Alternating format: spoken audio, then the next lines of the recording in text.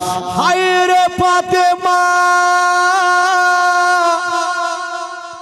বলছেন আব্বা গো আমার মা আমাকে ছেড়ে চলে গেছে আব্বা আমার মা নাই বলি আমার দুনিয়াতে কিছুই নাই আমার নবী ফাতেমাকে সান্ত্বনা দিয়া বলছেন ওরে বেটি ফাতেমা আমি আলীর সঙ্গে তোমার বিয়ে দিয়েছি মা আমার আলী তোমার খেয়াল রাখবে রে মা চিন্তা করো না ফাতেমাকে রেখে দিয়া আমার নবী চলে গেলেন যেমনই যেতে নাই ওই ফাতেমার সঙ্গে আমার নবীর ঘর সংসার হইল যেমনই ঘর সংসার হলো বাবা গো ঘর সংসার হতে নাই বাচ্চা শুরু হয়ে গেল ও যুবক বন্ধুরা তিনটা হলো বেটা আর তিনটা হলো বেটি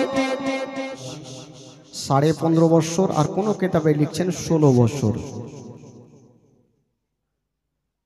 তখন আমার নবীর কাছে ফাতেমার জন্য বিয়ের প্রস্তাব আসতে আরম্ভ হইল আমার নবী পাক একটাই কথা বলেছিলেন যে আমি ফাতেমার বিয়েতে অতক্ষণ পর্যন্ত রাজি হব না যতক্ষণ আমার আল্লাহ রাজি না হবে জোরে বলুন সুবহানাল্লাহ আমার আল্লাহ যতক্ষণ রাজি হবে না ততক্ষণ আমি নবীও রাজি হব না আমার আল্লাহর বিনা পারমিশন ছাড়া আমার নবী কোনো কাজ করতেন না এই জন্য আমার নবীর সমস্ত কথা হাদিস হয়ে গেছে তো সর্বপ্রথমে বিয়ের প্রস্তাব দিলেন আবু বকর সিদ্দিক রাদিয়াল্লাহু তাআলা আনহু আমার নবী নাকচ করে দিলেন 2 নম্বরে বিয়ের প্রস্তাব দিলেন উমর ফারুক রাদিয়াল্লাহু তাআলা আনহু আমার নবী সেটাকেও নাকচ করে দিলেন তো ইনারা নবী পাকের কাছে বসে থাকলেন যে আমার নবী তো বিয়েতে রাজি হলো না একটু বসে থাকি যদি নবী রাজি হয় বেশ কিছুক্ষণ পর যখন নবী রাজি হলেন না এরা দুইজন উঠে গেলেন বলেন ইয়া রাসূলুল্লাহ এবার আমরা যেতে পারি বলে হ্যাঁ তোমরা এবার যাও ইনারা দুইজন রাস্তাতে যেতে যেতে আলোচনা করছেন আবু বকর বলছেন উমর আমরা নবীকে এত ভালোবাসি আর নবী আমাদের এতই ভালোবাসেন আজকে ফাতেমার জন্য বিয়ের প্রস্তাব দিলাম নবী নাকচ কেন করলেন নবীকে আমাদেরকে ভালোবাসেন না উমরে ফারুক বলছেন আবু বকর ওটা কথা নয় হয়তো আমার মহান আল্লাহ রাজি নাই এই জন্য আমার নবী হয়তো রাজি হলো না তবে আবু বকর বলছেন উমর একটা কথা আমার মন বলছে দিল বলছে আমিও বিয়ের প্রস্তাব নিয়ে গেলাম তুমিও বিয়ের প্রস্তাব দিলে নবী নাকচ করেছেন কিন্তু আমাদের মধ্যে এমনই একজন ব্যক্তি আছে উনি যদি বিয়ের প্রস্তাব দেয় তবে নবী নাকচ করবে না সেটাকে বলে সেটা হলো কি বলে ওই আবু তালেব যদি বিয়ের প্রস্তাব সেরে খোদা আলী যদি বিয়ের প্রস্তাব দেয় তাহলে হয়তো নবী রাজি হয়ে যাবে উমরে ফারুক বলছেন আবু বকর এটা কেমন কথা বললেন আমাদের টাকা আছে পয়সা আছে ধন দৌলত গাড়ি বাড়ি সবকিছু আছে যদি নবী আমাদের সঙ্গে রাজি না হয় তবে আলী তো একজন হলো নবীর বাড়ির চাকর ওই আলীর সঙ্গে আমার নবী রাজি হবে না আবু বকর বলছেন উমর পয়সার ঘামান দেখায়ও না পয়সার ফাকার করিও না আমার মহান আল্লাহ যদি রাজি হয় তবে আমার নবী রাজি হয়ে যাবে উমর যদি আমার আল্লাহ রাজি হয় তবে নবী হয়তো রাজি হবে চলো একবার আলীকে গিয়ে বলি যে নবীর বেটি ফাতেমা বড় হয়েছে তুমি যাও বিয়ের প্রস্তাব নিয়ে ইয়ারা দুইজন যুক্তি করে বাবা এক পা দুই পা করে আলীর কাছে গিয়ে হাজির হয়ে গেল ও ভাই আলী একটু বাইরে বেরিয়ে আসো সেরে খোদা আলী বেরিয়ে চলে আসিল ওগো ভাইয়ারা বলো তোমরা কেন এসেছো ইয়ারা দুইজন বলল আলী তুমি কি জানো না আজকে নবীর বেটি ফাতেমা নবী নন্দিনী ফাতেমার বয়স এখন 16 বছর হয়ে গেছে তুমি দেরি করো না তুমি বিয়ের প্রস্তাব নিয়ে যাও দাও, হয়তো নবী রাজি হয়ে যাবে। শেরে খোদা আলী বলছেন ভাইয়ারা শোনো, আমি তো বিয়ের প্রস্তাব নিয়ে যাব, তবে তোমরা আমাকে একটা কথা বলো, তোমরা কি বিয়ের প্রস্তাব নিয়ে গিয়েছিলে? ইয়ারা দুইজন বলল, ও গো আলী, আমরা বিয়ের প্রস্তাব নিয়ে গিয়েছিলাম, নবী রাজি হলো না। এই কথা যেমনই বলতে নাই, শেরে খোদা আলী বলল, ভাইয়ারা একটা কথা শুনে নাও, তোমাদের টাকা আছে, পয়সা আছে, গাড়ি আছে, বাড়ি আছে, যদি তোমাদের সঙ্গে নবী রাজি না হয়, আমি তো হলাম একজন নবীর বাড়ির চাকর, আমার সঙ্গে রাজি হবে কি করে? ও ভাইয়া, আমি কোনো মতেই নবীর দরবারে যেতে পারবো না। তোমাদের সঙ্গে রাজি না হয় তো আমি তো একজন নবীর বাড়ির চাকর, আমার সঙ্গে কি করে রাজি হবে? এরা দুইজন জিজ্ঞেস করছে, আলী আমাদের মন বলছে তুমি একবার যাও না, যদি নবী রাজি হয়ে যায়। আলী যাবে না, আর এর দুইজন আলীর হাতখানা ছাড়ে না। তো শেরে খোদা আলী বলল, দেখো ভাই, যখন তোমরা জিদ ছাড়ছো, একটা কথা বলবো, আমরা নবীর কাছে আমি যাব, কিন্তু বিয়ের কথা আমি বলবো না। এরা দুইজন বললো, বিয়ে করবে তুমি তো বলবে কেটা? বলে দেখো ভাই, আমার তরফ থেকে তোমরাকে বলতে হবে, এরা পেশালে চিন্তা করছে, একা এক নিয়ে চল, ফাঁসিয়ে দিব, বলতেই হবে, নবীর দরবারে গেলে বলতে হবে চল আগে। বলে আলী চিন্তা নাই, তুমি চলো, তোমার তরফ থেকে আমরাই বলবো। শেরে খোদা আলী বলল, দেখো ভাই, ফাইসালা করে যাচ্ছ, ওখানে কি আহা উহা কিন্তু করবা না। বলে ঠিক আছে চলো। ইয়ারা তিনজন যুক্তি করে যাচ্ছেন বাবা আমার নবীর দরবারে। অর্ধেকটা রাস্তা যেতে নাই, ওই দিকে আমার মহান আল্লাহ পাক বলছেন, জিবরাইল দেরি করো না, এখনই নবীর কাছে ওই আলী বিয়ের প্রস্তাব নিয়ে যাচ্ছে ফাতেমার জন্য। আমার নবীকে জানিয়ে দাও যে আলীর সঙ্গে ফাতেমার বিয়েতে আমার আল্লাহ রাজি হয়ে গেছে, নবী গো আপনিও রাজি হয়ে যান। জোরে বলুন, যাও আমার নবীকে জানিয়ে দাও যে আমার আল্লাহ পাক আলীর সঙ্গে ফাতেমার বিয়েতে রাজি হয়ে গেছে, নবী গো আপনি রাজি হয়ে যান। এই কথা যেমনই বলতে নাই, আল্লাহর ফেরেশতা জিবরাইল বাবা এসে হাজির হয়ে গেল, আমার নবীকে সালাম জানিয়ে দিলেন, আসসালাতু আসসালামু আলাইকা ইয়া রাসূলুল্লাহ, আসসালাতু আসসালামু আলাইকা ইয়া হাবিবাল্লাহ। নবী বলে, জিবরাইল বলো কি খবর? বলছে, নবী গো এখনই আলী আসতেছে বিয়ের প্রস্তাব নিয়ে ফাতেমার সঙ্গে, ইয়া রাসূলুল্লাহ আলীর বিয়ে আমার আল্লাহ পাক ফাতেমার সঙ্গে কবুল করে নিয়েছে, নবী গো আপনি রাজি হয়ে যান। এই কথা বলে দিয়া জিবরাইল চলে গেলেন, আর ইনারা তিনজন যুক্তি করে আমার নবীর দরবারে হাজির হলেন। এরা তিনজন কি আমার নবীর দরবারে হাজির, কেউ কোনো কথা বলে না, চুপচাপ দাঁড়িয়ে। আমার নবী জিজ্ঞাসা করছেন, আবু বকর সিদ্দিক, আবু বকর আচ্ছা বলো কেন এসেছো? আবু বকর লম্বা সুরে বলছে, মানে আমি জানি না, আমি বলতে পারবো না। উমার আচ্ছা কেন এসেছো বলো? তো উমারও বলছে আমি বলবো না। কে বলবে? আলী বলবে। শেরে খোদা আলী বলে, আগে বলেছি ফাইসালা করেছো, তোমরাকে বলতে হবে, ফের আহা উহা শুরু কেন করেছো বলো? বলে আলী ইচ্ছা ছিল বলার, এখন আর বলতে পারবো না, তুমি বলো। আমার নবী বারবার জিজ্ঞাসা করছে, আলী আচ্ছা বলো কেন এসেছো? আলী বলছেন, উমার বলো। উমার বলছে বলবো না। বলছেন আবু বকর বলো। আবু বকরও বলছে বলবো না।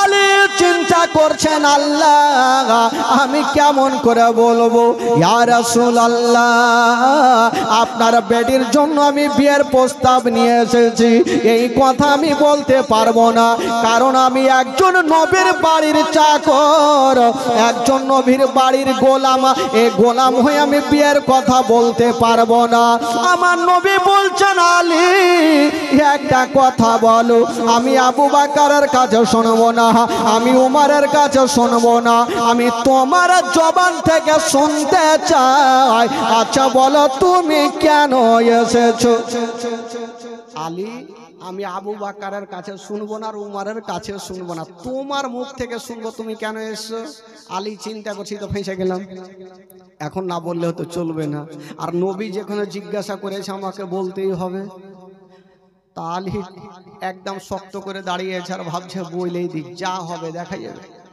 বলছেন ইয়া রাসূলুল্লাহ আমি আপনার কাছে এসেছি আচ্ছা এসছো তো বুঝলাম আচ্ছা বলো কেন এসেছো বলছেন ইয়া রাসূলুল্লাহ আমি আপনার কাছে এসেছি বাবা গো বুকটা ফুটে কিন্তু মুখটা ফুটে না বুক ফুটছে মুখ ফুটছে না বলবো কি করে আমার নবী বলছেন আলী এসেছি বলছো কিসের জন্য আলী পিছনে ঘুরে দেখছে কোনো গোলকি আছে কিনা ভাগার যদি নবী রেগে যায় গল্লি দিয়ে ভাগবো গল্লি বুঝলেন গো কি বলছে ওটা আপনাদের ভাষায় কারণ ভাই আমরা বাদিহা মানুষ তো মিলবে কি মিলবে না বুঝতে পারছি না গলি বলছে নাকি আর আমাদের বাদিহা মাসে গুলঘি একটু তালে মালে হবে তো ভাই শেরে খোদা আলী পিছনে ঘুরে দেখছে যে কোনো গুলখি আছে কিনা যদি নবী রেগে যায় তাহলে ভেঙে যাবে সাহস করে বলতেই হবে শেরে খোদা আলী বলছেন ইয়া রাসূলুল্লাহ আমি আপনার কাছে এসেছি আপনার বেটি ফাতেমার জন্য বিয়ের প্রস্তাব নিয়া যেমন কথা বলতে নাই আমার নবীর মুখ থেকে বেরিয়ে গেল আলহামদুলিল্লাহ রাব্বিল আলামিন বলছেন আলী শুনে নাও আমি ফাতেমার বিয়েতে রাজি হয়ে গেলাম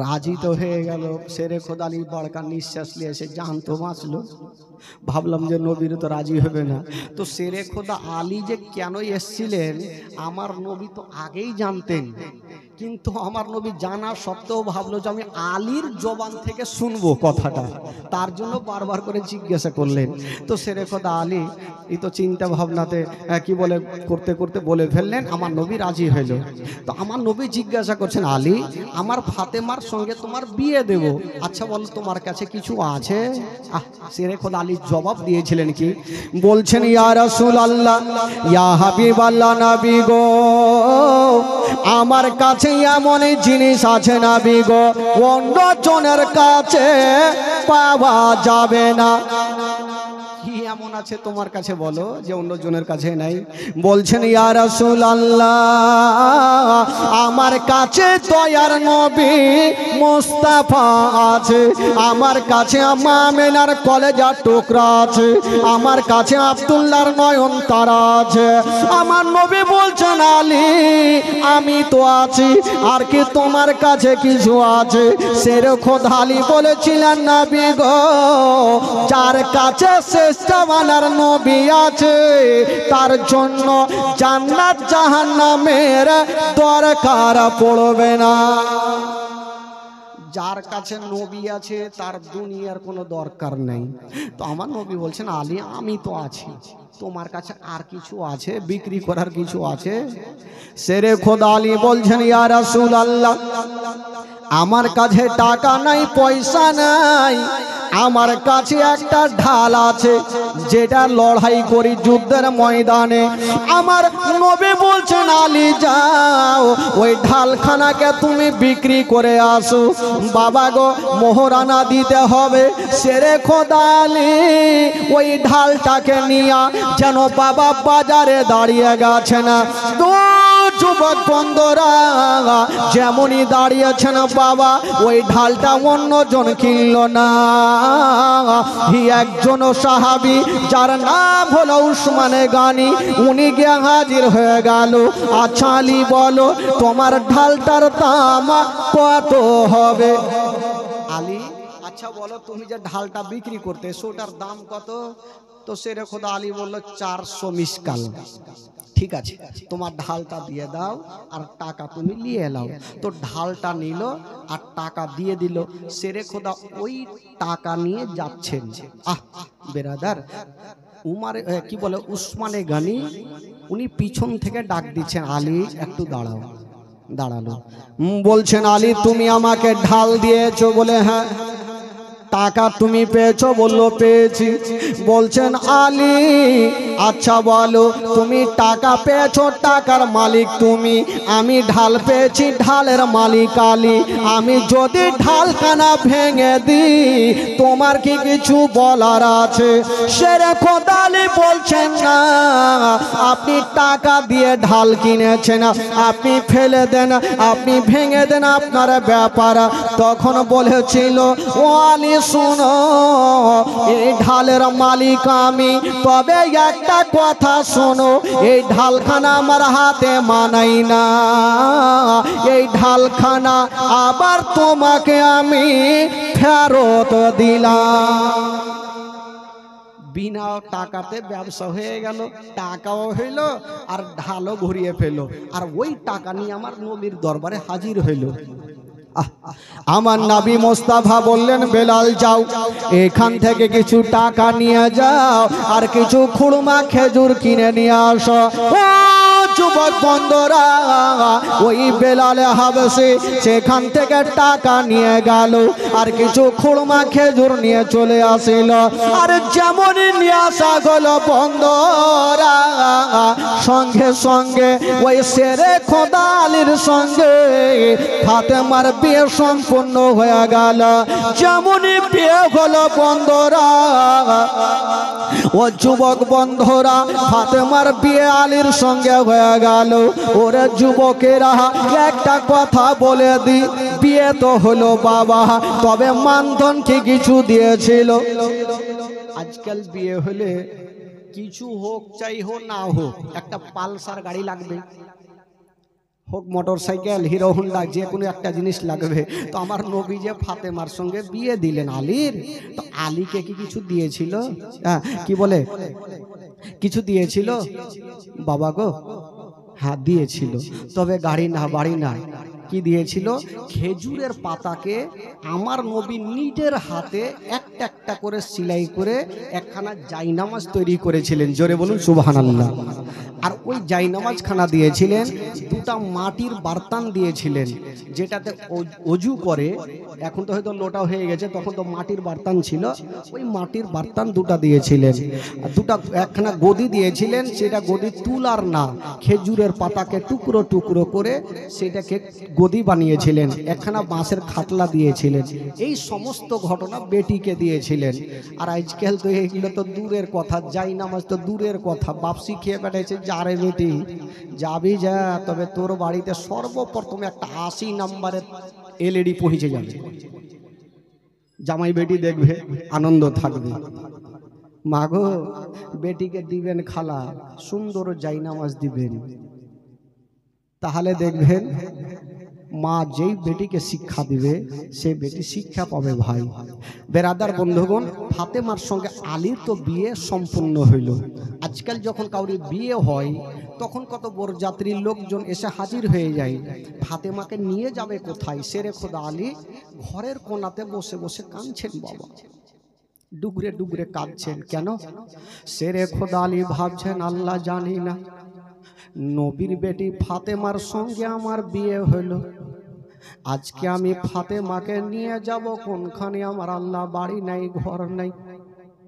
সেরে খোদা আলী ডুগরে ডুগরে কাঁদছেন, নবীর সামনে যেতে পারে না। বাবা গো, আল্লাহর কাছে দোয়া করছেন। আল্লাহ, আলী বলছেন, আল্লাহ গো, আজকে আমার সঙ্গে ফাতেমার বিয়ে হয়েছে, ফাতেমাকে নিয়ে যাব কোনখানে? এই কথা যেমনই বলতে নাই বন্ধুগণ বাবারা, একজন সাহাবী এসে আমার নবীকে সালাম জানিয়ে দিলেন। ইজ্জতের মালিক আল্লাহ, জিল্লতের মালিক আল্লাহ। আল্লাহ যাকে ভালোবাসবে গো তার কোনো জিনিসের কমি থাকবে না। একজন এসে বললেন, ইয়া রাসূলুল্লাহ, নবী গো, আমি দেখলাম আলীর চোখ দিয়ে যেন ঝরঝর করে পানি। তবে ইয়া রাসূলুল্লাহ, আলী জানি না কোনটা জিনিস এমন চিন্তা ভাবনা করে। তবে নবী গো, আল্লাহ পাক আমাকে কয়েকখানা ঘর দিয়েছে, আমি আপনার বেটি জামাইয়ের জন্য একখানা ঘরকে ছেড়ে দিলাম, যতদিন থাকবে তাতে কোনো ভাড়া লাগবে না।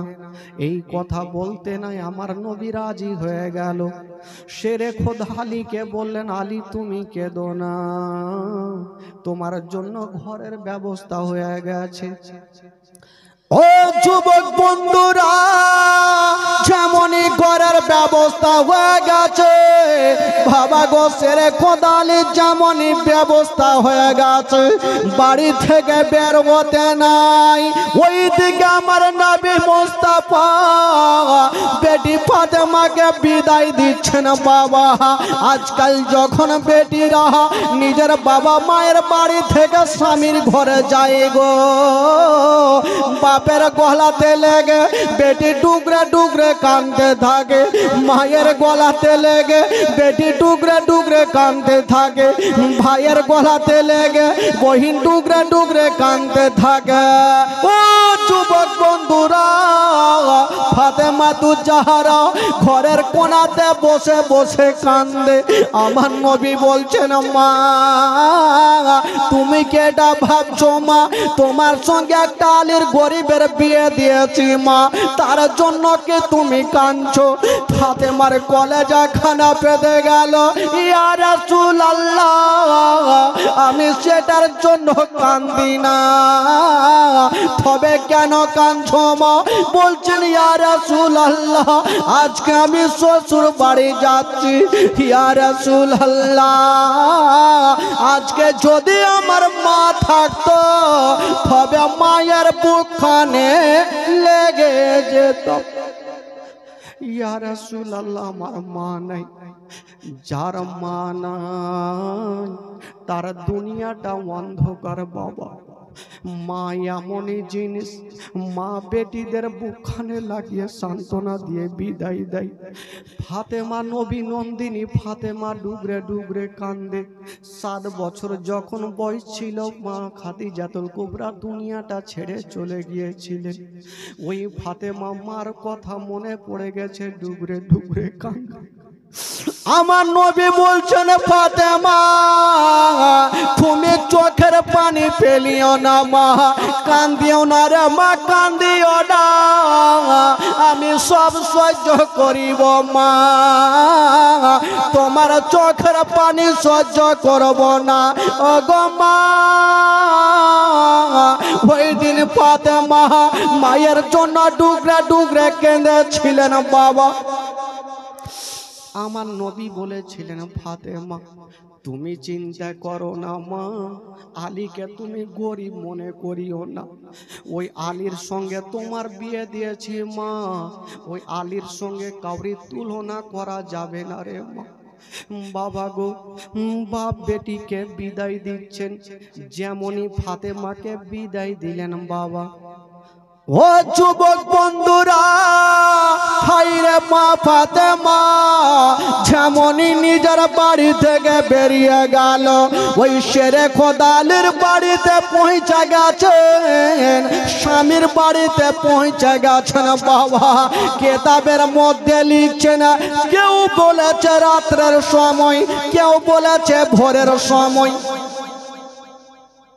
আমার নবী গেটে ডাক দিতেছেন। বাবা, যেমনই ডাক এই চুপচাপ বাবা, যেমনই গেটে ডাক দিয়েছেন, ফাতেমা তু জাহরার যেন চোখটা খুলে গেছেন। আল্লাহ, এটা তো আমার বাপের গলা লাগে। আল্লাহ, আমার আব্বা আমাকে 1 মিনিট না দেখলে থাকতে পারে না, আমার আব্বা কি আমার জন্য দেখার জন্য চলে এসেছে।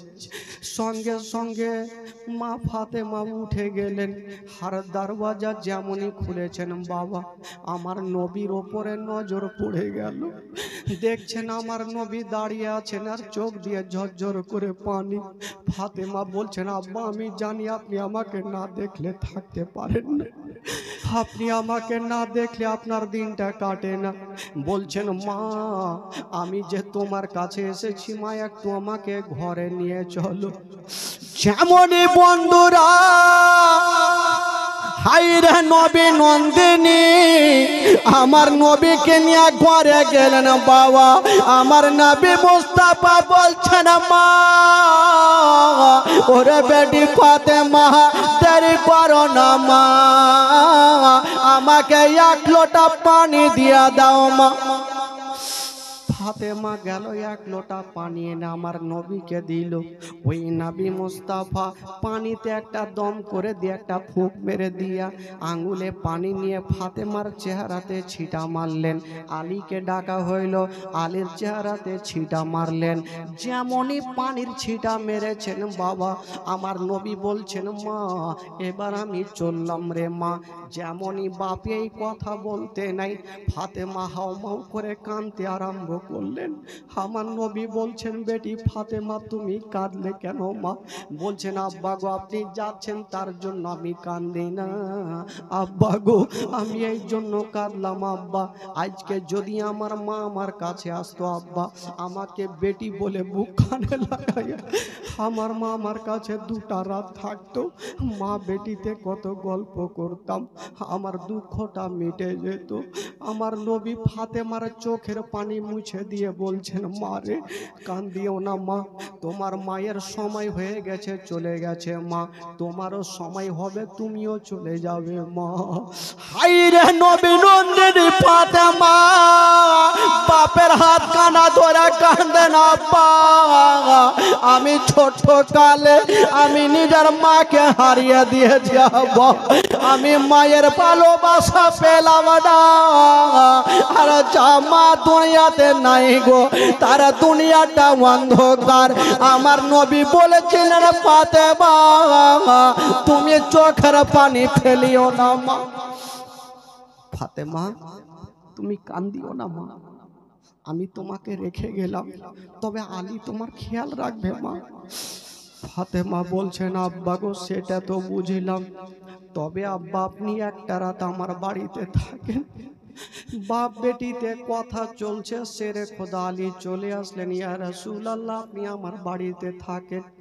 আলী নবী বলছেন, আলী রে আজকে থাকা যাবে না, তবে আলী যে ফাতেমাকে আমি তোমার কাছে রেখে গেলাম, এই ফাতেমাকে কোনোদিন দুঃখ দিও না।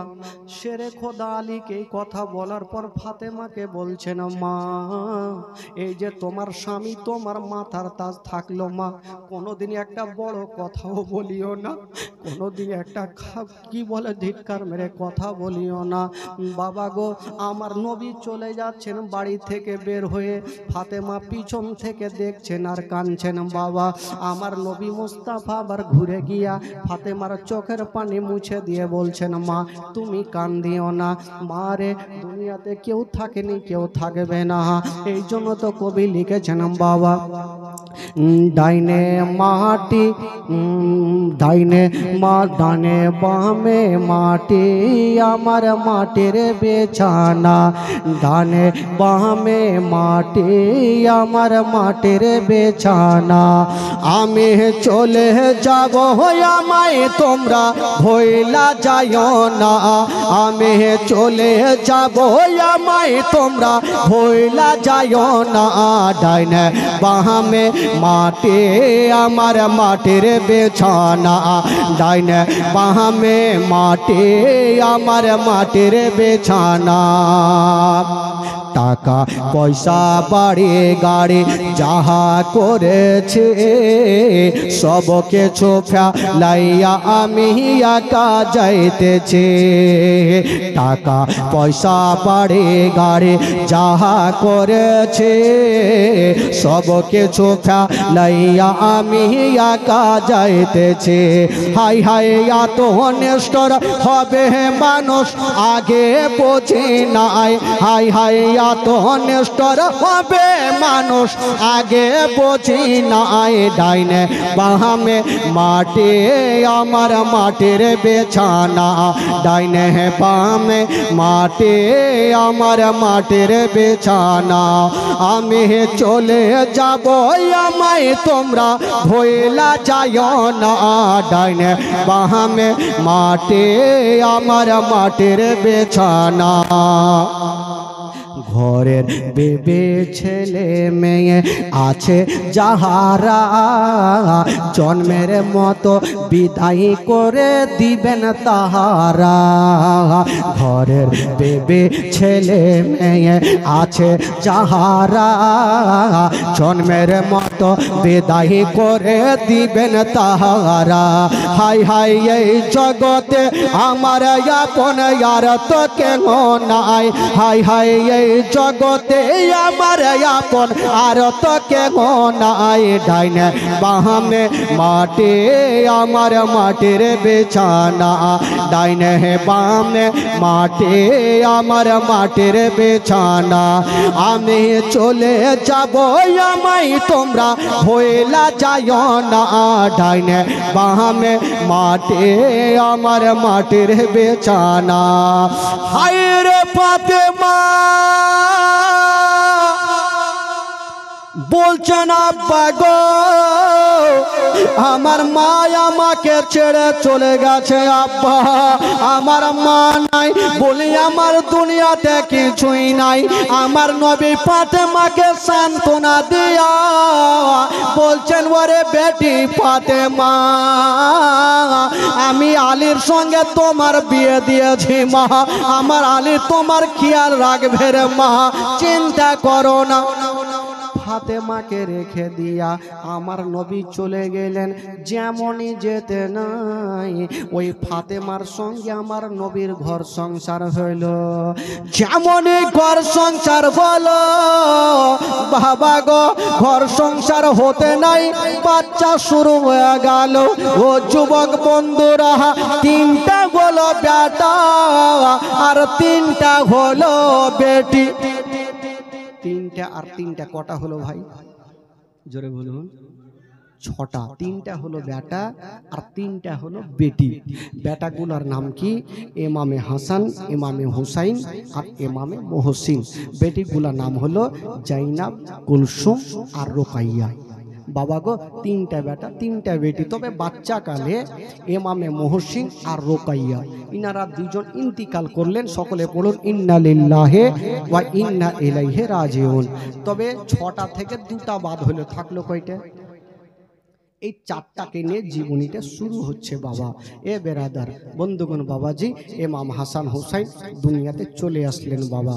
যেমনই আসতে নাই আস্তে আস্তে বড় হতে লাগলো বাবা গো। বড় হতে হতে দিন যাই সময় কাটে, হাঁটতে শিখলো, কথা বলতে শিখলো। বাবা একটা কথা বলি ভাই, আপনারা আমার ভাষা বুঝতে পারছেন তো? পারছেন না? যারা পারেন একটু হাত তুলেন তো। এই তো মুশকিল ব্যাপার। মানে যারা পারে না হাত তুলে, 10টা তো হাত তুলেই দিলে মানে 10টা পারে না। পারছে পারছে, তবে একটু মিস্টেক হয়তো অ্যাক্সিডেন্ট হয়ে যায়। তবে এইভাবে গুছিয়ে বসে থাকলে বক্তাও ভালো লাগবে ভাই, বক্তাকেও বলতে ভালো লাগবে, আপনারাকে শুনতে ভালো লাগবে। আর কোন কোন জায়গাতে এমন হয় তিনটা লোককে নিয়েও জীবনী করতে হয়। তার মধ্যে একটা মাইকম্যান, একটা মসজিদের হয়তো মাওলানা সাহেব আর একটা কে থাকবে আর মডল সর্দার, এই তিনটা লোককে নিয়েও জীবনী করেছে। তবে এখানে মাশাআল্লাহ যেটি আছেন খুব ভালো আছেন ভাই। আর জীবনী চলাকালীন কেউ উঠাউঠি করলে বক্তার মিজাজ খারাপ হইবে। এক জায়গাতে জালসা জমেছে ভাই, চলছে চলছে, আর বক্তা ও চোখ বন্ধ করে জালসা করছে। এই জালসা চলতে চলতে হঠাৎ করে একটা মিডিলে লোক বৈশাছে, ওকে লাগলো প্রচুর পায়খানা। এই তো পায়খানা লাগলে বাড়ি যাইতেই হবে।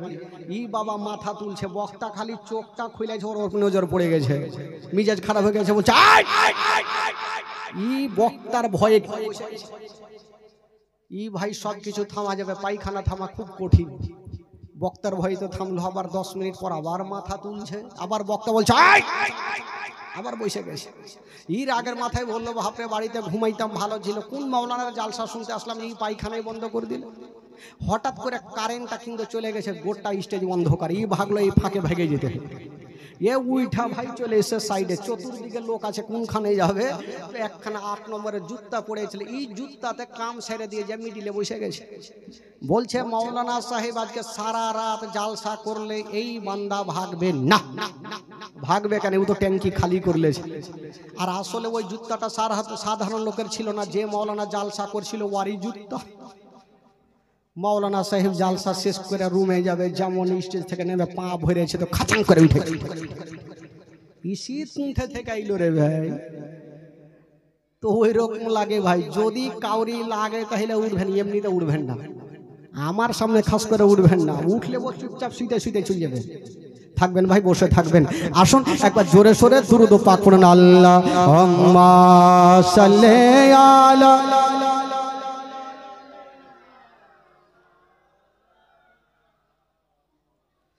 ওয়ালা আলি সাইয়্যিদিনা ওয়ালা আলি সাইয়্যিদিনা। একবার গোটা মাজমা বলুন তো সুবহানাল্লাহ। जिनारा नबी के भालोबासेन दुईटा हाथ तुले बोलुन या रासूलुल्लाह, बोलुन या हाबिबाल्लाह, सुबहानाल्लाह। एकटु मोहब्बत, एकटु मनटा आपनादेर चांगा करे दी भाई। एकटु चलुन मदिना थेके घुरे आसि, आमार संगे गोटा মাজমা चलुन। आमार भालो लागे ना आमी जाबो मदिना।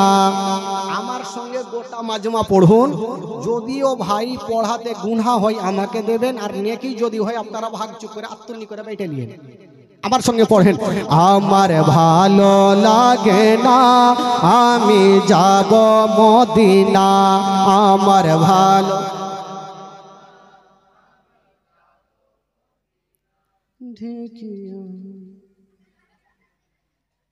এতগুলো লোক আছেন ভাই, এরকম কেন করছেন? একটু জোরে বলেন, জোরে বলেন।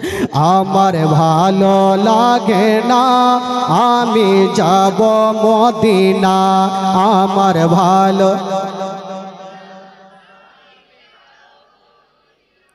এই বাচ্চাটি না থাকলে মানাই তো, এই চাচ্চাগুলো একটাও পড়ে না।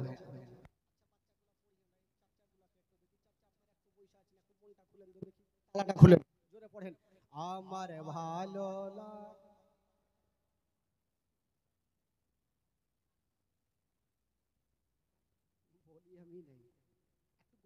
মন খুলে পড়ুন। আমার ভালো লাগে না আমি যাব মদিনা। আমার ভালো মদিনাতে না গেলে, মদিনাতে না গেলে মনে শান্তি হবে না। আমার ভালো, জোরে জোরে। আমার ভালো লাগে না, আমার ভালো লাগে না। মনে আছে যে আশা নবী গো হবে তোমার সঙ্গে দেখা। মনে আছে যে আশা নবী গো হবে তোমার সঙ্গে দেখা।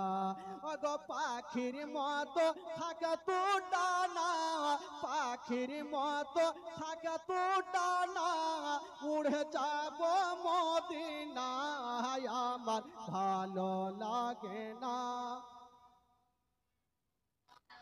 আমার ভালো লাগে না আমি নামাজ যারা করিবেন আদায়, পাঁচ ওয়াক্ত নামাজ যারা করিবেন আদায়, ওগো নামাজ না পড়িলে পরে, ওগো নামাজ না পড়িলে পরে নেকি মিলবে না, আমার ভালো লাগে না।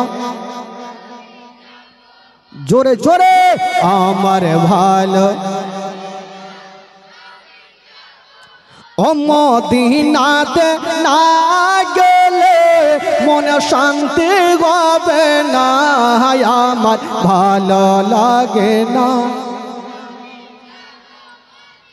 জোরে বলুন সুবহানাল্লাহ। ইমাম হাসান হোসেন বড় হতে লাগলো, নানার কাছে থাকছেন। বাচ্চা কালের ঘটনা। বাবা আজকাল আমরা ভাই ভাই একটা কি বলে কত জিনিসে কম্পিটিশন করি। একদিন ইমাম হাসান একখানা সিলটে লিখেছেন, ইমাম হোসেন একখানা সিলটে লিখেছেন। ইমাম হাসান বলছে ভাই আমার লেখাটা সব থেকে বেশি ভালো, আর ইমাম হোসেন বলছে না দাদা আমার লেখাটা ভালো। এরা দুইজন কম্পিটিশন শুরু, বাচ্চা কালে যেমন বাড়িতে বাড়িতে হয়। ইমাম হাসান বলছে আমার লেখা ভালো, আর ইমাম হুসাইন বলছেন আমার লেখা ভালো। আচ্ছা যখন দুইজন ভাই কম্পিটিশন করছো, ইয়ার বিচার তো করতে হবে, কার কাছে যাবে? চলো মার কাছে গিয়ে আগে জিজ্ঞাসা করবো, মা যেটা লেখা ভালো বলবে সেটাই ভালো। এরা দুইজন যুক্তি করে বাবা মা ফাতেমার সামনে গিয়ে হাজির হয়ে গেল। ও জননী মা, আজকে এই যে দুইখানা সিলট রেখে দিলাম মা, মা গো এটা আমার লেখা, এটা আমার ছোট্ট ভাই হোসেনের লেখা, মা গো একটু বলে দাও মা কোনটা লেখা ভালো। ও যুবক বন্ধুরা, আমাদের মা গুলা যদি হইতো তবে সেকেন্ডের মধ্যে জবাব দিয়ে দিত, যারে বেটা যাহা বড় বেটার লেখা ভালো। আজকাল যদি মায়েরা হইতো তো সেকেন্ডের মধ্যে জবাব দিত। তো ফাতেমাতুজ জাহরা চিন্তা, চোখটা বন্ধ করে চিন্তা করছেন, এখন যদি আমি বলে দিই আমার বড় বেটার লেখা ভালো তো ছোট্ট বেটা কষ্ট পাবে, আর যদি বলি ছোট্ট বেটার লেখা ভালো তো বড় বেটা কষ্ট পাবে না, আমি মা কোনোটা বেটাকে দুঃখ দিব না।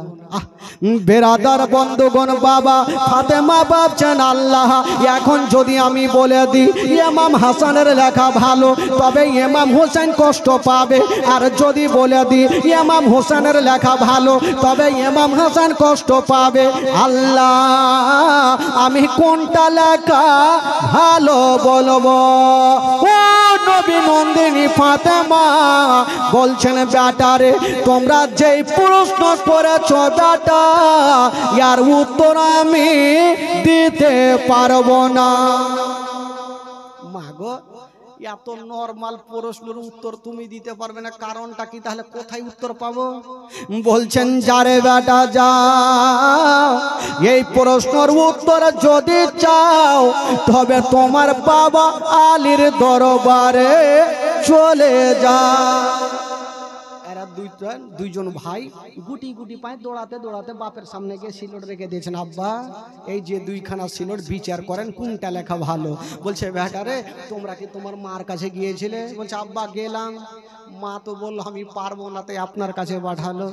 শেরে খোদা আলী একটু চালাক লোক বুঝে গেল ফাতেমা কেন বলে নাই, ফাতেমা কোনোটা বেটার কাছে খারাপ হওয়ার জন্য বলে নাই।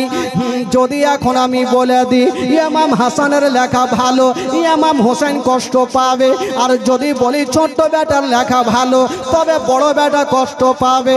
আল্লাহ এই প্রশ্নের উত্তর আমিও দিতে পারবো না। ও লাডলা দুলারা ব্যাপারে যাও যাও আমিও উত্তর দিতে পারবো না। আব্বা মার কাছে গেলাম, মাও বললো না আপনিও বলবেন না, তো কার কাছে যাবো? আর কার কাছে গেলে উত্তর পাবো? বলছেন বেটারে এই প্রশ্নের যদি উত্তর চাও তবে এক জায়গাতে চলে যাও, ঘুরে আসবে না। কোথায় আব্বা? বলছেন বেটা তোমরা চলে যাও তোমার নবী মুস্তাফা নানার কাছে যাও, তোমার নানা ছাড়া কেউ উত্তর দিতে পারবে না। জোরে বলুন সুবহানাল্লাহ। এরা দুইজন ভাবলো নানা যখন বলবে তাহলে যাই। এরা দুইজন গুটি গুটি পায়ে দৌড়াতে দৌড়াতে নানার সামনে হাজির। আমার নবী পাক দোনো নাতিকে এত ভালোবাসতেন ভাই। সঙ্গে সঙ্গে সিলটখানা দেখে বলছেন ভাই আচ্ছা বলো কেন এসেছো? বলছে নানা কেন এসেছে আপনি বুঝতে পারছেন না? এই যে দেখেন দুইখানা সিলট, এটা আমার লেখা, এটা ছোট্ট ভাইয়ের লেখা, কোনটা লেখা ভালো একটু বলে দেন। আমার নবী বুঝে গেল ফাতেমা বলেনি কেন, কারণ তো কিছু আছে। আলী বলেনি কেন, কারণ তো কিছু আছে। আমার নবী মুস্তাফা একটু চোখটা বন্ধ করে ভাবছেন কোনটা বিচার করব, এখন কোনটা নাতিকে কষ্ট দেব। আমার আল্লাহ বলছেন যাও জিবরাইল দেরি করো না, তুমি তাড়াতাড়ি করে যাও তিনটা মতির দানা নিয়ে যাও আর আমার হাবিবকে দিয়া দাও, নবীকে দিয়া দাও আর বলিও এই তিনটা মতির দানা নবী ওপরে উড়িয়ে দেবে। যার সিলটে দুটা পড়বে তার লেখা ভালো, আর যার সিলটে একটা পড়বে তার লেখা মন্দ। বাবা বিচার করার জন্য জিবরিল আমিন ফারিস্তা তিনটা মতির দানা নিয়ে আমার নবীর কাছে হাজির। সালাম জানালেন আসসালাতু ওয়াসসালামু আলাইকা ইয়া রাসূলুল্লাহ, আসসালাতু ওয়াসসালামু আলাইকা ইয়া হাবিবাল্লাহ। নবী বলে জিবরাইল ভাই বলো কি খবর? বলছেন নবী গো এই যে আপনার উত্তর নিয়ে এসে গেছি। কি উত্তর? বলছেন ইয়া রাসূলুল্লাহ আপনি দুইখানা সিলট নিচে রেখে দেন আর তিনটা মতির দানাকে উড়িয়ে দেন।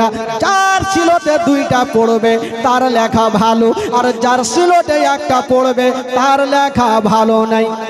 আমার নবী মুস্তাফা তিনটা মতির দানা নিয়ে দোনো নাতিকে ডাকলেন, ও ভাইয়ারা শোনো এই যে আমি তিনটা মতির দানা আমি ওপরে উড়িয়ে দেব। যার সিলটে দুটা পড়বে তার লেখা ভালো, আর যার সিলটে একটা পড়বে তার লেখা ভালো নাই। তিনটা মতির দানা উড়িয়ে দিয়েছেন বাবা। আর আমার দোনো আমার নবীর দোনো নাতি মতির দানার দিকে দেখে আছে। ইমাম হাসান বলছে দানারে ঘুরতে হবে না, আমার সিলটে দুটা চলে আয়। আর ইমাম হোসেন বলছে না আমার সিলটে দুটাই গুলিও কি বলে মতির দানা চিন্তাতে পড়ে গেল, যাবো তো উঠে যাব। বাবা গো দেখা গেল একটা সিলটে একটা মতির দানা, অপর সিলটে একটা মতির দানা, দুইখানা সিলটে পড়েছে আর একটা মতির দানা বাবা হাওয়ার গতিতে বন বন করে ঘুরছে। ওই মতির দানা ওপরে ঘুরছে, কোনটা সিলটে পড়ে না। ইমাম হাসান বলছে ওই ঘুরতে হবে না আমার সিলটে আয়। ইমাম হোসেন বলছে মাথা খারাপ আমার সিলটে আয়। এরা দুটা তো কম্পিটিশন লাগিয়েছে, ওই মতির দানাও চিন্তা করছে কোনটা যাব। এখন যদি ইমাম হাসানের সিলটে যাই তাহলে তো কি বলে ইমাম হুসাইন কষ্ট পাবে, আর ইমাম হোসেনের সিলটে যে ইমাম হাসান কষ্ট পাবে। কোনখানে যাব? দোনো নাতি ডাক দিচ্ছে আমার কাছে আমার কাছে আই। এই গুলিও ঘুরছে মতির দানা ঘুরছে। আমার আল্লাহর অর্ডার হয়ে গেল। আল্লাহ বলে জিবরাইল ও জিবরাইল দেরি করো না, তাড়াতাড়ি করে চলে যাও। যে মতির দানাটা ওপরে ঘুরতেছে তুমি মতির দানাকে দুই খণ্ড করে দাও, অর্ধেকটা ইমাম হাসানের সিলটে দিয়া দাও, অর্ধেকটা ইমাম হোসেনের সিলটে দিয়া দাও। ও যুবক বন্ধুরা সাকরে জিবরিল আমিন ফারিস্তা এসে মতির দানাকে দুই খণ্ড করে দিল, একখানা ইমাম হাসানের সিলটে আর একখানা অর্ধেকটা ইমাম হোসেনের সিলটে। আমার নবী বলছেন ওরে নাতিরা তোমরা নিজের চোখে দেখে না, তোমাদের দুইজনের লেখা একই সমান। জোরে বলুন। তোমাদের দুইজনের লেখা একই সমান। দোনো নাতি খুশি হয়ে গেল, বাবা চলে গেল। কিন্তু ভাই বন্ধুগণ, বাবাজি একটা দুঃখের বায়ান, প্রত্যেকের চোখের পানি ঝরঝর করে পড়বে ভাই। এই ঘটনা যখন বইয়ে পড়েছিলাম নিজেই চোখের পানি ধরে রাখতে পারিনি। মা একটু শুনবেন মা গো। একদিন ফাতেমাতুজ জাহরা নামাজ পড়ার জন্য যাই নামাজ বিছিয়েছেন বাবা, আর দোনো ছেলে ইমাম হাসান হুসাইন যাই নামাজের উপরে গিয়ে বসে গেলেন। তো ফাতেমা বলছেন, বেটা এটা খেলার জন্য না বেটা। মা আমরাও জানি মা এটা খেলার জন্য না, তবু আমরা বসেছি মা, কারণ জানেন মা আমরা কি অনেক গরিব হয়ে গেছি মা। কেন রে বেটা, তোমাদের মুখে এগুলা কথা কেন? দোনো বেটা বলছেন, মা গো কালকে ঈদের নামাজ মা, অন্য অন্য ছেলেরা নিজের বাপ মার কাছে নতুন নতুন জামা পেয়ে গেছে, এখনই পরিধান করে ঘুরে বেড়াচ্ছে মা। আমরা নবীর নাতি হয়ে কি আমরা নতুন পোশাক পাবো না? এই কথা যেমনই বলতে নাই, হাইরে নবী নন্দিনী ফাতেমার বাবা চোখ দিয়ে পানি থামলো না, ঝরঝর করে কাঁদতে লেগেছেন। আর দোনো লাডলাকে টেনে বুকে লাগায়া বলছেন, ওরে লাডলা দুলারা, ওরে কলেজার পারা, ওরে নয়নের তারা, তোমরা এই কথা কেন বললে বেটা? মা বলবো না তো কি করব মা, আমরা তো নবীর নাতি, আমরা কি নতুন পোশাক পাবো না? ফাতেমা বলছেন, বেটা একটা কথা বলে দি, ওরে লাডলা দুলারা, কালকে ঈদের নামাজের আগে আগে বেটা তোমাদের নতুন পোশাক তৈরি হবে। এই কথা বলতে নাই দোনো বেটা মার হাতখানা ধরে বলছেন, মা গো এমন কোন টেলার আছে মা এত এমার্জেন্সি পোশাক দিয়ে দেবে মা? বলছেন, বেটা তোমরা চিন্তা করো না, আমি তোমার মা কথা দিলাম বেটা, কালকে ঈদের নামাজের আগে আগে আমি তোমার মা তোমাদের নতুন পোশাক দেব। এই কথা বলল যেমন দোনো ছেলে মার কাছ থেকে চলে গেল। হাইরে নবী নন্দিনী ফাতেমা যাই নামাজ বিছায়া বাবা গো সাজদাতে পড়ে গেছে, সাজদাতে পড়ে গিয়ে দোয়া করছেন, আল্লাহ আজকে আমার ছেলেদের কাছে আমি ওয়াদা করেছি আল্লাহ কালকে ঈদের নামাজের আগে আগে নতুন পোশাক পেয়ে যায়। যেমন দোয়া করা হায়রে মা ফাতেমা যেমনই আল্লাহ দরবারে দোয়া করেছেন বাবা, ফাতেমার দোয়া আল্লাহ দরবারে কবুল হয়ে গেল। কেন কবুল হবে না মা গো? ওই ফাতেমার দোয়া কবুল কেন হবে না?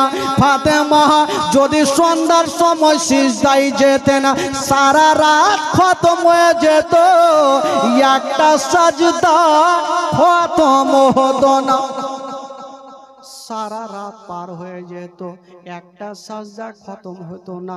ফাতেমার দোয়া কেন কবুল হবে না মা গো? বাবারা যেমনই দোয়া করেছেন বাবা আল্লাহর দরবারে দোয়া কবুল হয়ে গেল।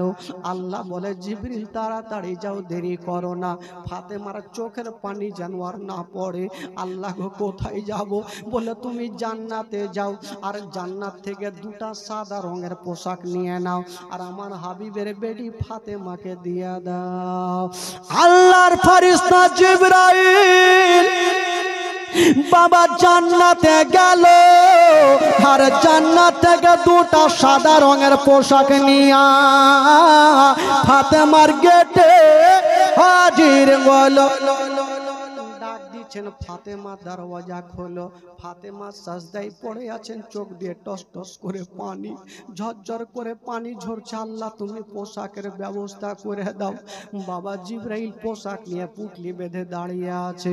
জিবরাইল বলছেন, ফাতেমা একটু দরওয়াজা খুলো।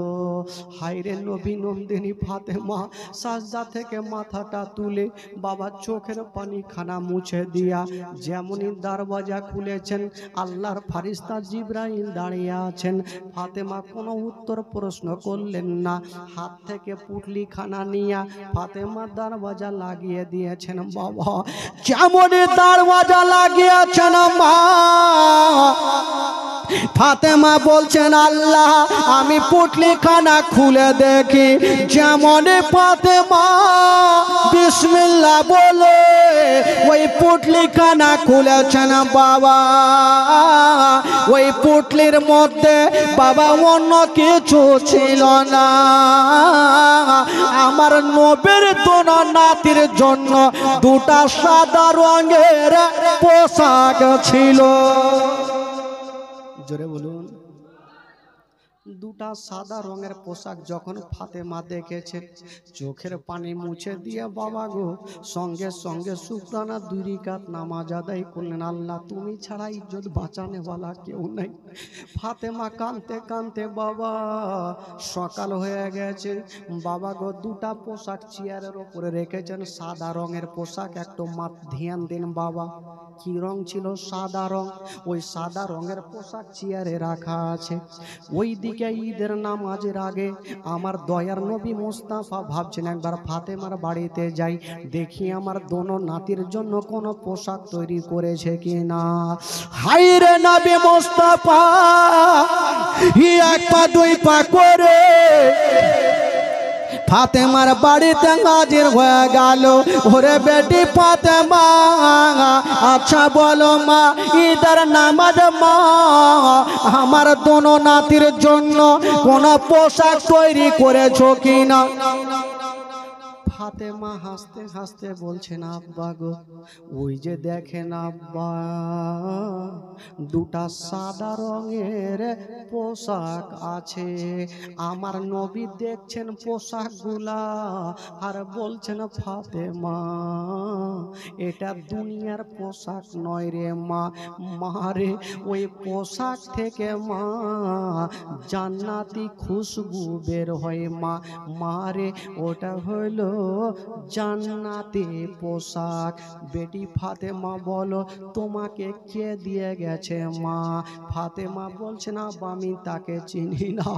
আমার নবী বলছেন ফাতেমা তুমি না চিনতে পারো রে মা, কিন্তু আমি তাকে চিনি রে মা। বলছেন আব্বাকে, বলছেন বেটি আমি যেমন সমস্ত নবীদের সরদার, যেই লোকটা তোমাকে পোশাক দিয়ে গেছে মা সেই লোকটা হলো সমস্ত ফারিস্তাদের সরদার। আমি যেমন সমস্ত নবীদের কমান্ডার, যেই লোকটা তোমাকে পোশাক দিয়ে গেছে মা সেই লোকটা হলো সমস্ত ফারিস্তাদের কমান্ডার, তার নাম হলো জিবরাইল। বলছেন আব্বা গো ভালোই হয়েছে, আমার দোনো বেটাকে আপনি নিজের হাতে পড়িয়ে দিন, আমার নবী দোনো নাতিকে ডাক দিতে যাবে। আমার আল্লাহ বলছে জিবরাইল দেরি করো না, তাড়াতাড়ি যাও আমার নবীকে জানিয়ে দাও দোনো নাতিকে পোশাক পড়াবার আগে তাদেরকে জিজ্ঞেস করবে তারা কোনটা রং নেবে, যে রংটা নেবে আমার নবীকে বলবে এক চুল্লু পানিতে ফু দিয়া একটু ছিটা মারবে, আল্লাহ তাআলা সেই রংটা পরিবর্তন করবে। আমার নবীকে জানিয়ে দাও। সঙ্গে সঙ্গে জিবরাইল এসে আমার নবীর কানে কানে বলে চলে গেলেন ইয়া রাসূলুল্লাহ আপনার নাতিদের জিজ্ঞাসা করেন যে রংটা নেবে আপনি এক চুল্লু পানি ছিটা মারবেন রং পরিবর্তন হবে। এই কথা বলে জিবরাইল চলে গেলেন আর আমার নবী বড় নাতিকে ডাক দিচ্ছেন, ওগো নাতি আমার একটু আমার কাছে এসো। ইমাম হাসান একটু খুশি হয়েছে, আল্লাহ আজকে ঈদের দিন নতুন পোশাক আজকে নানার হাতে পরবো, ইমাম হাসান দৌড় দিয়ে চলে আসলো, নানা কি হয়েছে? বলছেন ভাই আচ্ছা বলো তুমি কোন রংটা পছন্দ করো? ইমাম হাসান একবার ওপরে নজর করেছেন বাবা, আর নিচে নানার দিকে তাকিয়ে বলছেন নানা আমি কালো নেব না, আমি হলুদ নেব না, সাদা নেব না, নানা গো আমি সব থেকে সবুজ রংটা পছন্দ করি। আমার নবী এক চুমুক পানি ছিটা মারলেন, সাদা ধবধবে পোশাক সবুজ হয়ে গেল। ইমাম হাসানকে পরিয়ে দিল, ইমাম হোসেনকে ডাক দিল, ভাই বলো তুমি কোন রংটা পছন্দ করো? ইমাম হোসেন চোখটা বন্ধ করেছে, চোখটা খুলে দিয়ে বলছে নানা গো আমি কালো নেব না, হলুদ নেব না, সবুজ নেব না, নানা আমি সব চাইতে লাল রংটা পছন্দ করি। আমার নবী ছিটা মারলেন পানি, বাবা রং পরিবর্তন হলো, লাল পোশাক পরিয়ে দিয়েছেন। দোনো নাতি লাল সবুজ পোশাক পরে বাবা মাঠের দিকে খেলাধুলা করছে। ঈদের দিনে বেটা বেটিকে যখন নতুন পোশাক পরাই বাবা গো, বাপ মার মুখ দিয়ে হাসি ফুটে, বেটার মুখ দিয়ে হাসি। আজকে আমার নবী নতুন পোশাক পরালেন, বাবা নবী আমার আর দুঃখ সহ্য করতে পারলেন না, হে একটু ঝরঝর করে কাঁদতে আরম্ভ করেছেন। হাইরে নবী নন্দিনী ফাতেমা বাপের চোখের পানি মুছে দিচ্ছেন, আব্বা আজকে খুশির দিনে আপনার চোখের পানি কেন ঝরছে আব্বা? আমার নবী বলছেন ও মা আমি কেন কাঁদছি রে মা, যদি তোমাকে বলে দিই মা তোমার পা থেকে জমিন সরে যাবে মা, তুমি সহ্য করতে পারবে না রে মা। বলছেন আব্বা গো কি এমন হয়েছে বলো? বলছেন মা তোমাকে আমি বলবো না। হায়রে নবী নন্দিনী ফাতেমা বাপের হাত কানা ধরেছেন, আব্বা গো কেন বলবেন না? আব্বা গো কেন আপনি কাঁদছেন আব্বা? আমার নবী ফাতেমার হাতখানা ধরে বলছেন মা ওই যে দেখছো মা আমার দোনো নাতি পোশাক পরে আজকে কত আনন্দ করছে মা, তবে তোমাকে একটা কথা বলে দি মা, ওই যে আমার বড় নাতি দেখছো সবুজ রংটা পছন্দ করেছে মা, এমন একটা সময় আসবে মা ওই দুশ্মনেরা আমার বড় নাতিকে বিষ পান করাবে মা, যখন বিষ পান করাবে আমার বড় নাতির সমস্ত চেহারা সবুজ হয়ে যাবে মা, সেদিন আমার বড় নাতি বিষ পান করে শহীদ হবে মা। হায়রে নবী নন্দিনী ফাতেমা মাটিতে বসে গেছেন, আব্বা সেটা তো বুঝিলাম, আমার ছোট্ট বেটার কি হবে? বলছেন মা ওই যে দেখছো আমার ছোট নাতি হোসেন লাল রংটা পছন্দ করেছে, এমন একটা সময় আসবে রে মা ওই ইয়াজিদের সৈন্যরা চতুর্দিক থেকে তীর চালাবে মা, ৭২ খানা তীর সিনাতে লাগবে মা, সেই দিন আমার হুসাইন শহীদ হবে, গোটা কারবালা রক্ত রক্ত হয়ে যাবে। এই জন্য আমার হুসাইন সবুজ পছন্দ করেন না, রক্ত লাল পছন্দ করেছে মা। এই কথা বলতে নাই বলুন মা যদি জানতে পারে বেটাদের অবস্থা এরকম হবে, মার দিলখানা কেমন করবে বাবা। ফাতেমা কাঁদতে কাঁদতে মাটিতে বসে গেলেন, আব্বা আমার বেটাদের এত কঠিন পরীক্ষা হবে। বলছেন ফাতেমা ওরে বেটি ফাতেমা কান্দিও না, দুয়া করো মা তোমার বেটা যেন যুদ্ধের ময়দানে হোসেন যেন কামিয়াব হতে পারে। বাবা গো হাইরে নবী নন্দিনী ফাতেমা ডাক দিয়েছে, আর দোনো বেটাকে বুকখানে জড়িয়ে ধরে কাঁদতে লেগেছে। ফাতেমা বলছেন আল্লাহ যেদিন আমার বেটা হাসানকে যেদিন বিষ পান করাবে, বিষের কাতরে যখন ছটফট করবে, আমি যদি মা থাকতাম বেটাকে টেনে বুক বুকখানে লাগিয়ে একটু সান্ত্বনা দিতাম। আমার বেটা হোসেনকে যখন কারবালাতে শহীদ হবে তীরখানা লেগে, আমার বেটা ছটফট করে করবে, আল্লাহ যদি আমি থাকতাম তবে আমার বেটাকে বুকখানে জড়িয়ে ধরে সান্ত্বনা দিতাম। মা এমনই জিনিস, বেটা যদি কষ্ট পায়, মা যদি বুকখানে লাগিয়ে একটু আদর করে, ওই বেটার সমস্ত দুঃখ কষ্ট মিটে যাবে। আমার নবী বলছেন, মা তুমি কান্দিও না মা, কপালে যেটা লেখা আছে সেটা হবে মা, তুমি আল্লাহর কাছে দোয়া করো। তখন বলেছিলেন, আব্বা গো আমার বেটারা এত কঠিন পরীক্ষা করবে। আমার নবী বলেছিলেন, মা আমার দুনিয়া থেকে যাওয়ার পরে মা আমার দোনো নাতি ইসলামের খাম্বাকে ধরে থাকবে মা, আমার দোনো নাতি ইসলামকে থেমে থাকবে মা। বাবা গো ফাতেমা তু জাহরা একদিকে কাঁদতে আরম্ভ করেছেন। আমার নবী দোনো নাতিকে টেনে বুকখানে লাগায়া, ভাই চলো আমি তোমার নানা তোমাদের ঈদগাহ ময়দানে নিয়ে যাব। দোনো নাতিকে আমার নবী বাবা নিয়ে যাচ্ছেন হাঁটিয়ে হাঁটিয়ে। ইমাম হোসেন একটা কথা বলেছিলেন, নানা গো নানা গো একটা কথা বলবো। নানা কি হলো ভাই বলো? বলছে নানা ওই যে দেখছেন নানা অন্য অন্য ছেলেরা নানা গো ওই যে উঠে চেপে যাচ্ছে নানা, আমাদের উঠ কোথায়? আমরা হেঁটে হেঁটে কেমন করে যাব নানা? বলছে ভাই তোমরা উঠে চাপবে বলে? হ্যাঁ নানা। আমার নবী নাতিকে কত ভালোবেসেছেন বাবা। আজকাল সবাই নাতিকে নাতি নাতনিকে ভালোবাসে। আমার নবী পাক বলছেন ভাই তোমরা চিন্তা করো না বাবা গো। আমার নবী মুস্তাফা একটু উভুর হয়ে গেলেন আর বলছেন, ভাই তোমরা আমার ঘাড়ে চেপে যাও, পিঠে চেপে যাও, আমি তোমাদের জন্য সাওয়ারি হয়ে গেলাম, তোমাদের জন্য উঠ হয়ে গেলাম, তোমরা আমার পিঠে চেপে যাও, আমি হাঁটিয়ে হাঁটিয়ে তোমাদের ঈদগাহ ময়দানে নিয়ে যাব। বাবা গো দোনো নাতি চেপে গেছেন নবীর গলাতে, ঘাড়ে চেপে গেছে। ইমাম হোসেন বলছে, না না আর একটা কথা বলি না না, ওই যে দেখছো যারা উঠে চেপে আছে না না তাদের হাতে লাগাম দেখা যায় না না, আমরা তো চেপেছি না না, আমাদের হাতে লাগাম কোথায়? না না ওনারা তো লাগাম ধরে আছে না না, আমাদের হাতে লাগাম কোথায়? আরে যেই নবী না হলে আসমান জমির সৃষ্টি হতো না, ওই নবী বলছেন ভাই চিন্তা করো না, ওনাদের জন্য লাগাম রশ্মির লাগাম, ওনাদের জন্য রশ্মি হতে পারে।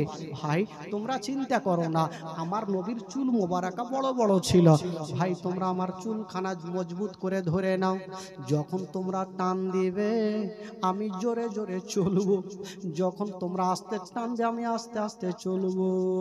বাবা গো ইমাম হোসেন আস্তে আস্তে টান দেয়, নবী আস্তে আস্তে চলছে, জোরে টান দেয় আমার নবী জোরে জোরে চলছে। ও যুবকেরা একটা কথা শুনেলেন বাবা, আমার নবীর শরীরের সঙ্গে যার শরীর টাচ হয়ে যায় তার জন্য জাহান্নামের আগুন হারাম হয়ে যায়।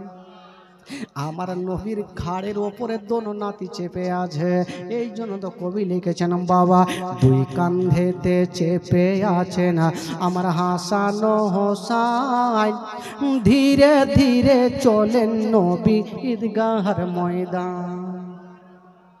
আরে জোরে বলুন। আপনাদের ঘুম লাগছে নাকি বাবা?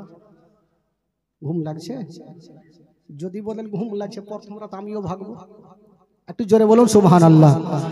দুই কাঁধেতে চেপে আছেন আমার হাসান হোসাইন, ধীরে ধীরে চলেন নবী ঈদগাহর ময়দান। একটু আমার সঙ্গে গোটা মাজমা পড়েন, আমার নবী খুশি হবে। পড়ুন, দুই কাঁধেতে চেপে আছেন আমার হাসান হোসাইন,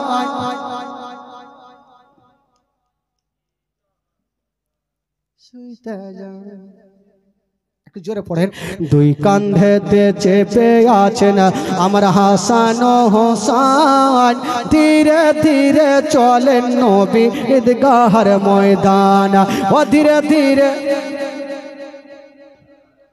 কাল সকালে ঈদের নামাজ পড়বো মা জননী, এখনো কি নতুন পোশাক কিনা মোদের হয়নি।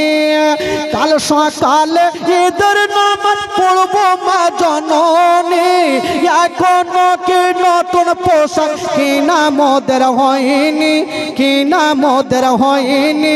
জান্নাত রানী মা ফাতেমা, জান্নাত রানী মা ফাতেমা, জান্নাত রানী মা ফাতেমা করোনা বয়ান।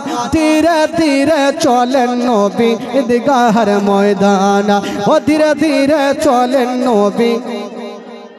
দুই কাঁধেতে চেপে আছেন আমার হাসান হোসাইন, ধীরে ধীরে চলেন নবী ঈদগাহের ময়দান। ও পিতা আমার শেরে খোদা মাতা জান্নাত রানী, আর নানা আমার কমলিওয়ালা মাকে ও মাদানি, মাকে ও মাদানি, মাকে ও মাদানি। লুটিতে পারে নিশান, লুটিতে পারে নিশান এ জি তোমার মান। ধীরে ধীরে চলেন নবী ঈদগাহের ময়দান, ও ধীরে ধীরে চলেন নবী ঈদগাহের ময়দান। দুই কাঁধেতে চেপে আছেন আমার হাসান হোসাইন, ধীরে ধীরে চলেন নবী ঈদগাহের ময়দান, ও ধীরে ধীরে চলেন নবী ঈদগাহের ময়দান। ও ফোরাত নদী বন্ধ করে মিটবে কি মনের আশা, আরে 3 দিন কেন 7 দিন রইব রে পিপাসা, রইব রে পিপাসা, রইব রে পিপাসা। কারবালাতে শহীদ হয়ে, কারবালাতে শহীদ হয়ে বাঁচাবো ঈমান। ধীরে ধীরে চলেন নবী ঈদগাহের ময়দান, ও ধীরে ধীরে চলেন নবী ঈদগাহের ময়দান। জোরে বলুন সুবহানাল্লাহ, আরো জোরে বলুন। বাবা গো, একটা ঘটনা, একদিন শেরে খোদা আলী ফাতেমাকে জিজ্ঞাসা করছেন, আচ্ছা ফাতেমা একটা কথা বলো তো, তুমি আমাকে কতটা ভালোবাসো? তো ফাতেমা তুজ জাহরা বলছেন, স্বামী গো আপনাকে আমি অনেক অনেক অনেক ভালোবাসি। তো বলছে বিবি এক কাজ করো তো, আজকে পরীক্ষা নাও, আচ্ছা তুমি আমার কাছে কিছু চাও তো দেখি আমি দিতে পারি কি পারি না। তো ফাতেমা বলছে, স্বামী গো আমি চাইতে পারবো না। বলে কেন? বলে আমি এখন আপনার কাছে চাইবো, যদি আপনি দিতে না পারেন তবে শর্মিন্দা হবেন, আর আপনাকে আমি ছোট করতে চাই না। তো আলী বলছে, ফাতেমা একবার চেয়ে তো দেখো। তো ফাতেমা তুজ জাহরা বলছে, স্বামীকে যখন বারবার বলছেন তবে একটা জিনিস আপনার কাছে চাইবো। সেটা কি? বলছে, স্বামী গো আপনার কাছে টাকা চাইবো না, পয়সা চাইবো না, যদি পারেন স্বামী গো তবে 2টা আমাকে আপেল দিয়ে দেন। জোরে বলুন সুবহানাল্লাহ। আজকাল যদি আমার মা বহিনীর আগে বলতো, স্বামী যে বিবি বলো তো তুমি কি চাও, আপেল চাইতো না 2-4 ভরি গহনা চাইতো? 2-4 ভরি গহনা আমাকে দিয়ে দাও, আমি খুশি হয়ে যাব।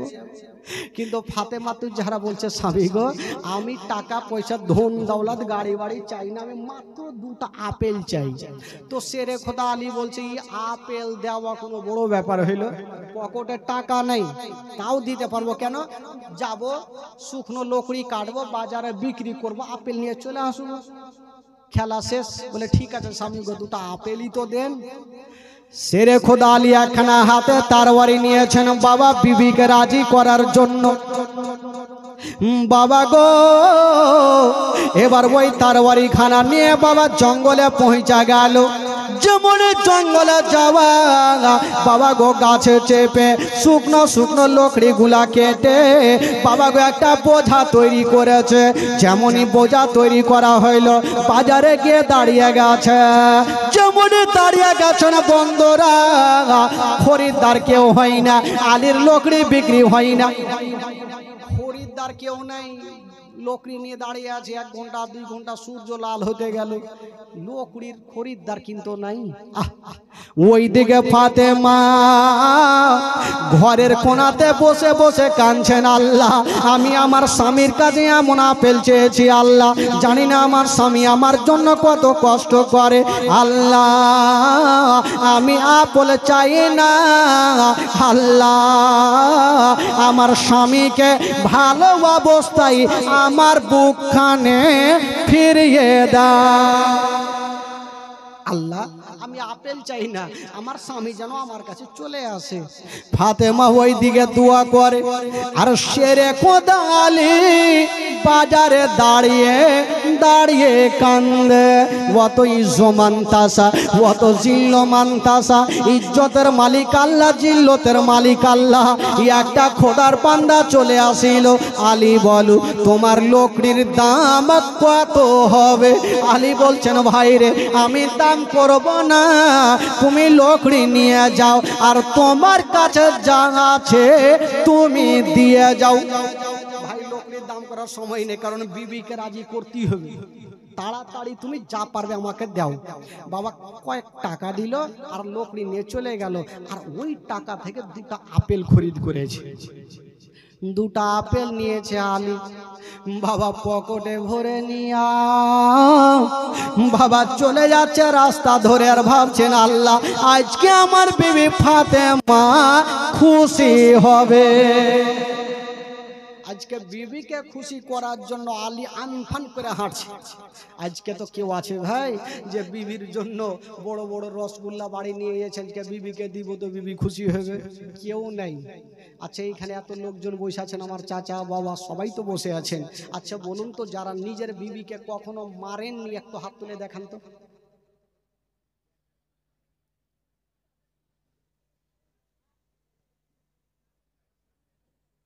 হাত তুলেনি মানে সবাই মাইরেছে।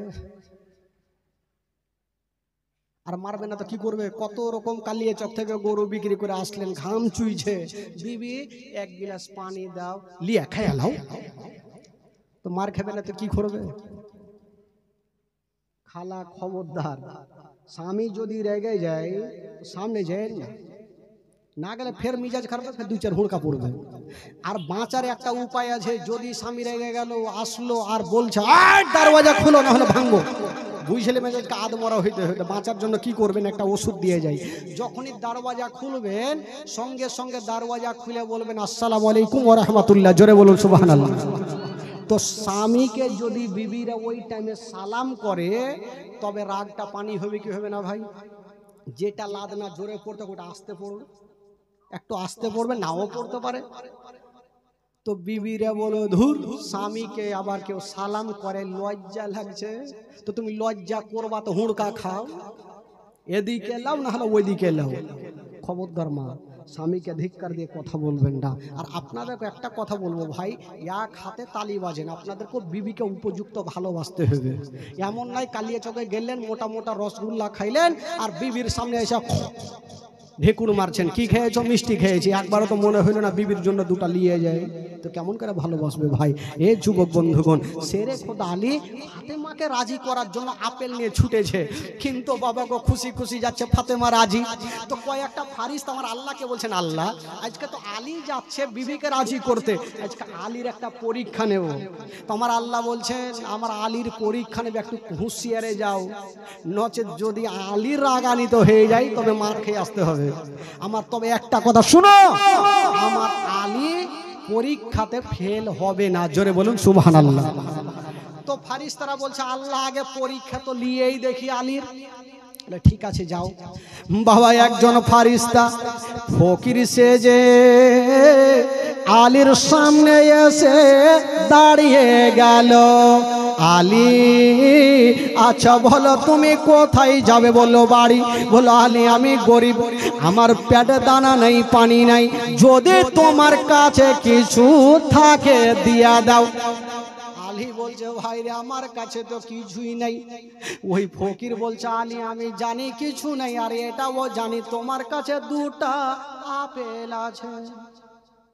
আলী ভাবলো এই আপেল আছে জানলো কি করে? বললো ভাই রে আপেল আছে কিন্তু আপেল দিতে পারবো না। কিন্তু ওই ফকির কাঁদছে আর বলছে আলী যদি তুমি একটা আপেল দান করো তবে একের বদলে 10টা পাবে, আর 2টা যদি দান করো তবে 2টার বদলে 20টা পাবে। আলী ভাবছে 14টা পাই আর 20টা পাই আর 200টা পাই, আমি দিব না। যেহেতু আমি ফাতেমাকে রাজি করার জন্য যাচ্ছি, ফাতেমা বলছিল না আমি বলিয়ে রাজি করিয়েছি, আর আজকে যদি আপেল দিতে না পারি আমি মুখ দেখাতে পারবো না, না আপেল দিব না। ফকির কিন্তু চলে যাচ্ছেন।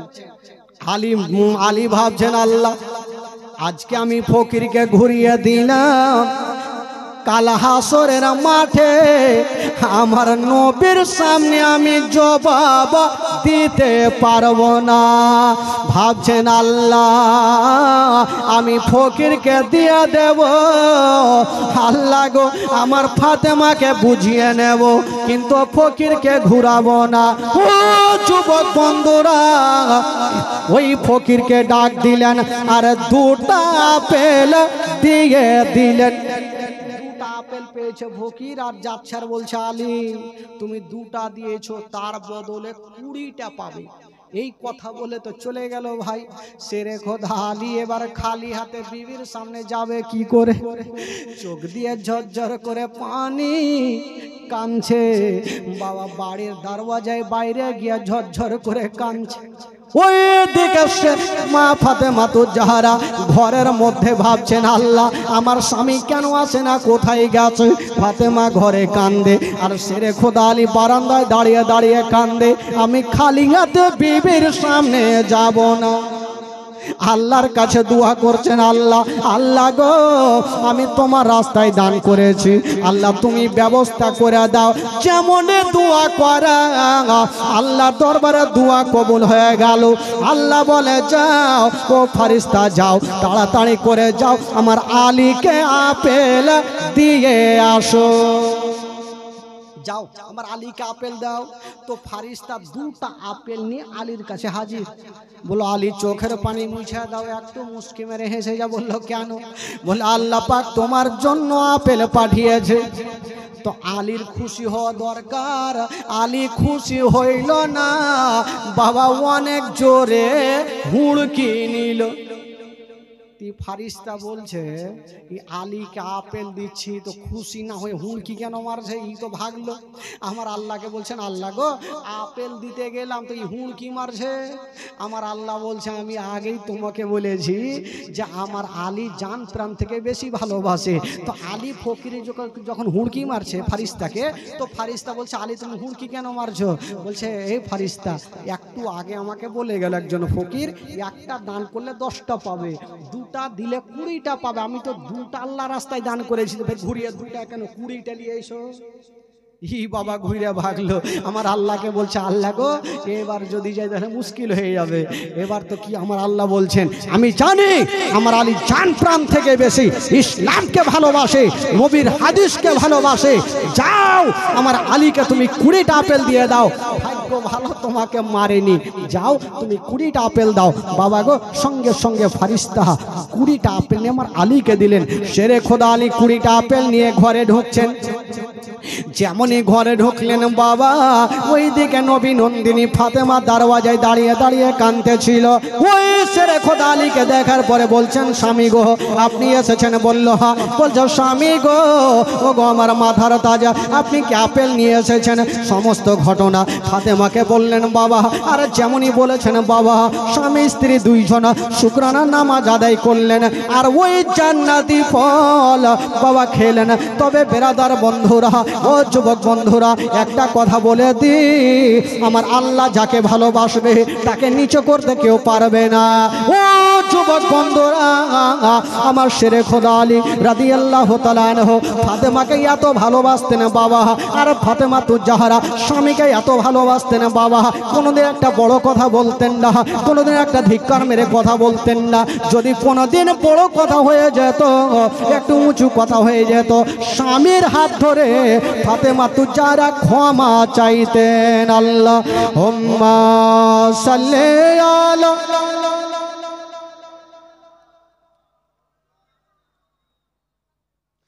ওয়ালা আলে সাইয়্যিদিনা ওয়ালা আলে সাইয়্যিদিনা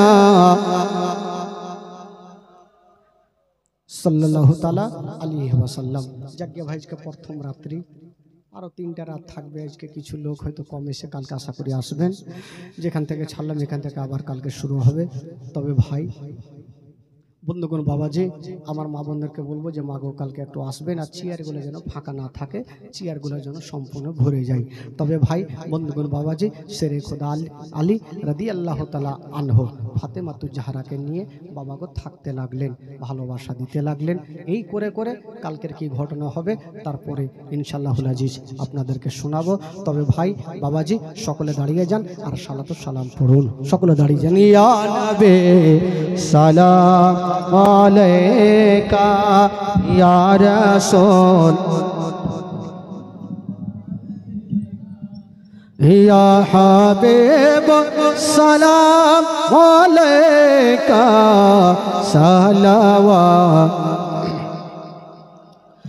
ইয়া রাসূলুল্লাহ ইয়া হাবিবে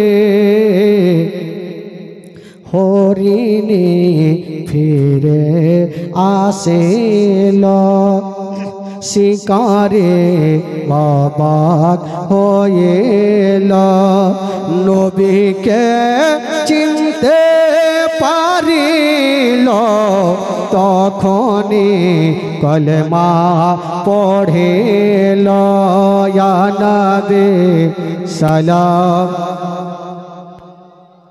ইয়া রাসূল সালাম ইয়া হাবিব সালাম আলাইকা সালাওয়াতুল্লাহ ইয়া রাসূলুল্লাহ